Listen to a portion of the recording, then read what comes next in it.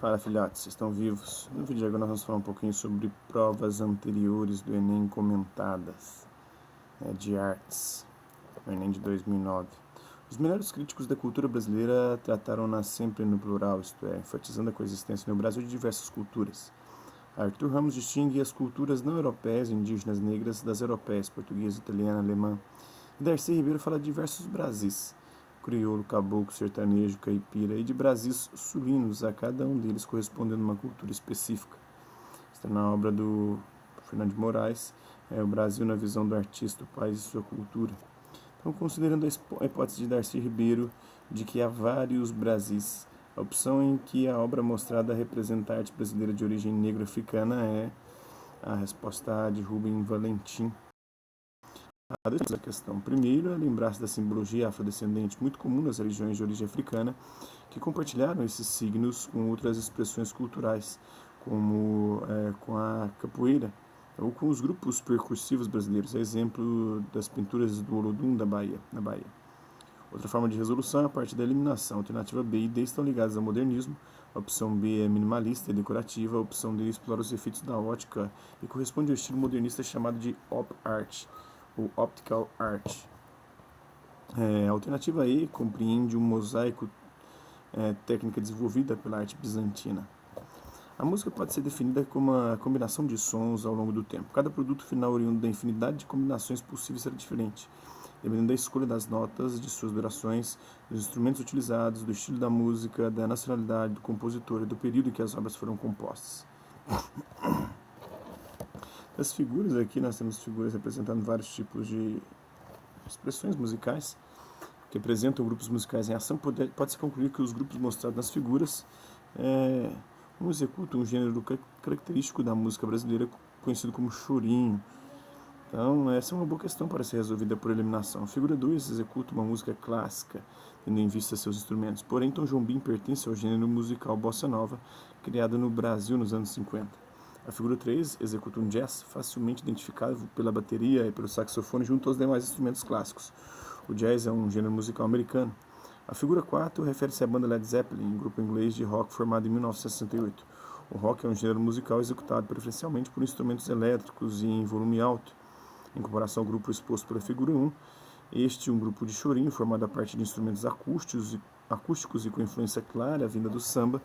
Esses gêneros musicais do século XX foram vistos no capítulo 6, de Cultura Popular e Música Contemporânea, na apostila de arte. Nós já falamos aqui em vídeos anteriores. Questão número 3. No programa do Ballet Parade, apresentado em 18 de maio de 1917, foi empregada publicamente pela primeira vez a palavra surrealismo. Pablo Picasso desenhou o cenário e indumentária, cujo efeito foi tão surpreendente que se sobrepôs à coreografia. A música de Eric Satie era uma mistura de jazz, música popular e sons reais, tais como tiros de pistola, combinados com as imagens do balé de Charlie Chaplin, cowboys e vilões, mágica chinesa e ragtime. Os tempos não eram propícios para receber a nova mensagem cênica demasiado provocativa devido ao repicar da máquina de escrever, aos zumbidos de sirene e dínamo e aos rumores de aeroplano previstos por Cocteau para a partitura de Sete. Já a ação coreográfica confirmava a tendência marcadamente teatral da gestualidade cênica dada pela justaposição e colagem de ações isoladas seguindo um estilo musical. Está no Surrealismo e a Dança, uma obra do Silva, M.S. Silva. Está também no Surrealismo do Leiner e do Ginsberg. As ações corporais na história das artes da cena muitas vezes demonstram as condições cotidianas de um determinado grupo social, como se pode observar na descrição acima do Ballet Parade, o qual reflete as inovações tecnológicas das partes cênicas, musicais, coreográficas e de figurino. O modernismo, desde a sua origem, tendeu a se inspirar no cotidiano, seja na escolha dos temas tratados ou nos elementos de composição da obra. O teatro, assim como as demais expressões artísticas modernas, não fugiu a essa tendência de romper com o passado. Número 4. A dança é importante para o índio preparar o corpo e a garganta e significa energia para o corpo que fica robusto. Para preparo físico, de 5 horas da manhã até 6 horas da tarde. Vixe Maria. Passa o dia inteiro dançando quando os padrinhos planejam a dança dos adolescentes. O Padrinho é como um professor, um preparador físico dos adolescentes. Por exemplo, o padrinho sonha com um determinado canto e planeja para todos entoarem. Todos os tipos de dança vêm dos primeiros chavantes.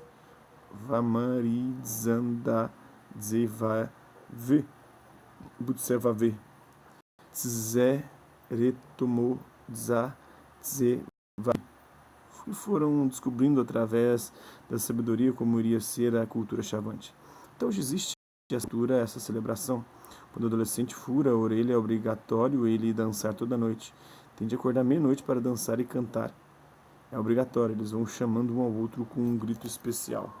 Está na dança e o canto celebração da existência chavante, da revista do programa de pós-graduação de arte da UNB. Quem escreveu foi o Eretz Sorobó. A partir das informações sobre a dança chavante, conclui-se que o valor da diversidade artística e da tradição cultural apresentados origina-se da preservação de uma identidade entre a gestualidade ancestral e a novidade dos cantos a serem entoados.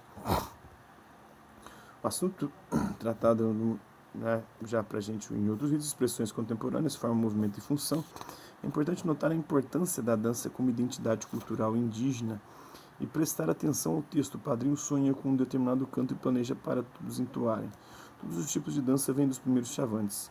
Essa frase, dentro do contexto referido, responde à questão.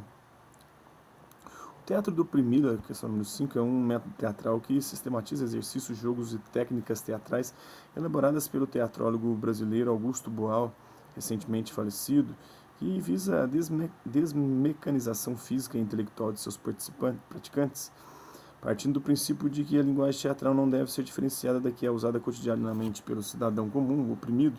Ele propõe condições práticas para que o oprimido se aproprie dos meios do fazer teatral e assim amplie suas possibilidades de expressão. Nesse sentido, todos podem desenvolver essa linguagem e, consequentemente, fazer teatro.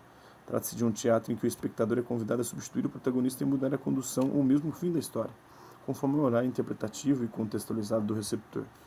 Está no texto da Companhia do Teatro disponível na internet. Consolidando-se as características do teatro oprimido apresentadas, conclui-se que a sua imagem teatral pode ser democratizada e apropriada pelo cidadão comum no sentido de proporcionar autonomia crítica para a compreensão e interpretação do mundo em que vive. Na arte contemporânea, a participação do espectador acontece obrigatoriamente, ao menos de forma intelectual, quando esse tenta buscar elementos para dar sentido à obra. O teatro oprimido radicaliza essa participação ao ponto de inverter os papéis entre ator e público.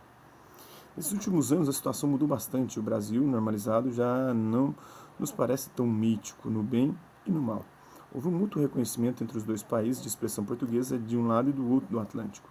O Brasil descobriu Portugal e Portugal, em um retorno das caravelas, voltou a descobrir o Brasil e a ser, por seu lado, colonizado por expressões linguísticas, as telenovelas, os romances, a poesia, a comida e as formas de tratamento brasileiros.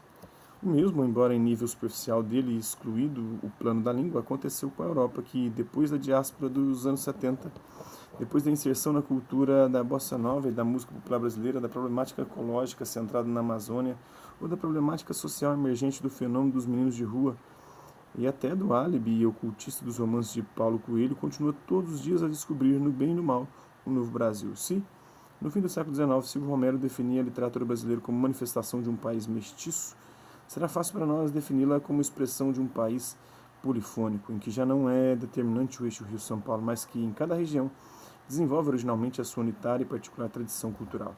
É esse, para nós, no início do século XXI, um novo estilo brasileiro, segundo a história da literatura brasileira, do Stegagno Piccio.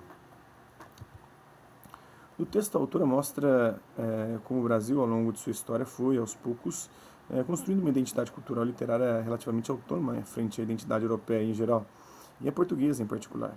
Sua análise pressupõe de modo especial o papel do patrimônio literário e linguístico que favoreceu o surgimento daquilo que ela chama de estilo brasileiro.